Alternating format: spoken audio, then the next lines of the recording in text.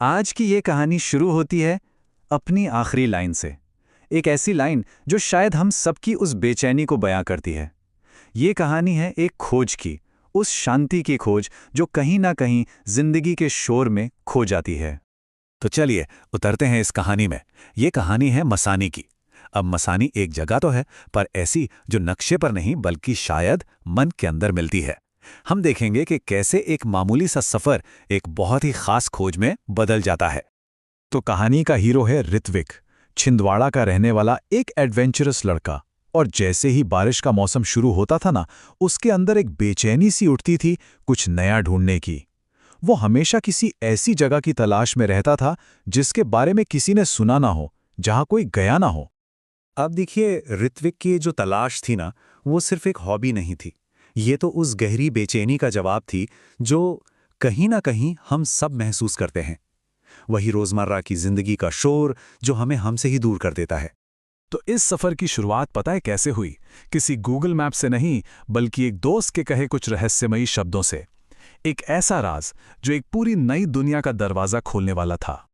सोचिए, एक छिपी हुई जगह, नाम है मसानी।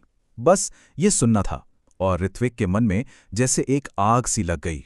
उसे लगा, हाँ, यही तो वो जगह है जिसे वो ढूंढ रहा था। ये सिर्फ एक इन्फॉर्मेशन नहीं थी, ये तो एक बुलावा था, एक कॉल। और ऋत्विक ने एक पल भी नहीं सोचा, फैसला हो गया, मुझे आज ही जाना है। उस अनजानी सी, पवित्र सी लगने वाली जगह की आवाज को वो अनसुना कर ही नहीं सकता था। तो अगली सुबह ऋत्विक अपनी बाइक पर निकल पड़ा। लेकिन यह सिर्फ एक जगह से दूसरी जगह जाना नहीं था। नहीं, ये तो अपनी जानी पहचानी दुनिया को पीछे छोड़ने जैसा था और सीधे प्रकृति की गोद में उतरने जैसा। एक ऐसा सफर जो बाहर से ज्यादा अंदर की तरफ था।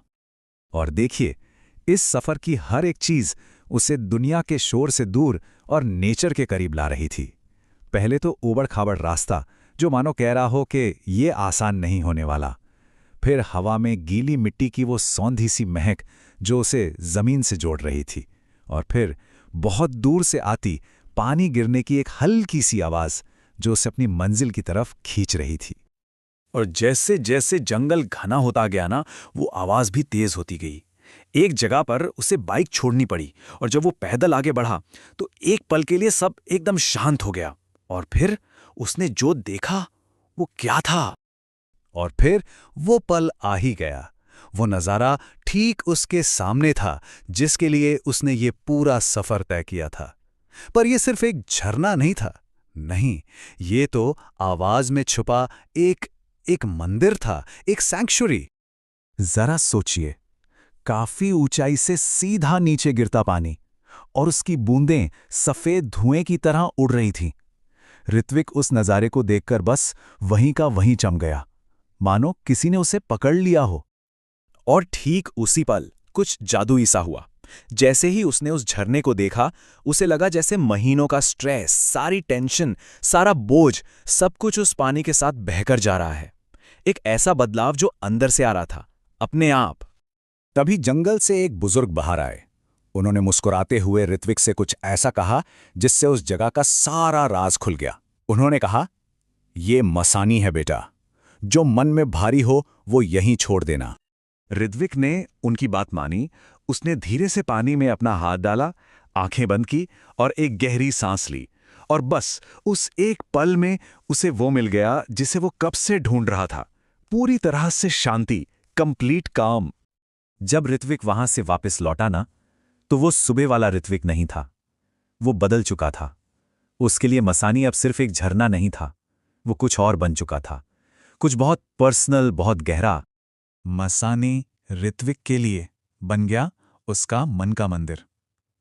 मतलब एक फिजिकल जगह से कहीं ज्यादा एक मेंटल स्पेस, एक ऐसी जगह जहां वो सुकून और हिम्मत दोनों पाने के लिए लौट सकता था। और यहीं पर यह कहानी वापस अपनी पहली लाइन से जुड़ जाती है। ऋत्विक को उस प्रॉब्लम का सल्यूशन मिल गया था कि जब भी जिंदगी का शोर बहुत ज्यादा हो जाए तो उसके पास लौटने के लिए एक जगह है, उसका अपना मसानी। तो ये सफर सिर्फ एक झरने तक का नहीं था, ये सफर था अपने अंदर की शांति तक का। तो ये कहानी सिर्फ ऋत्विक की नहीं है, ये हम सबसे एक सवाल पूछती है कि हमारा मसानी कहाँ है, वो कौन सी जगह है, कौन सा इंसान है या कौन सी याद है जो हमारे लिए मन का मंदिर है, जहां जिंदगी के शोर से थक कर हम लौट सकते हैं? इस सवाल पर सोचिएगा जरूर।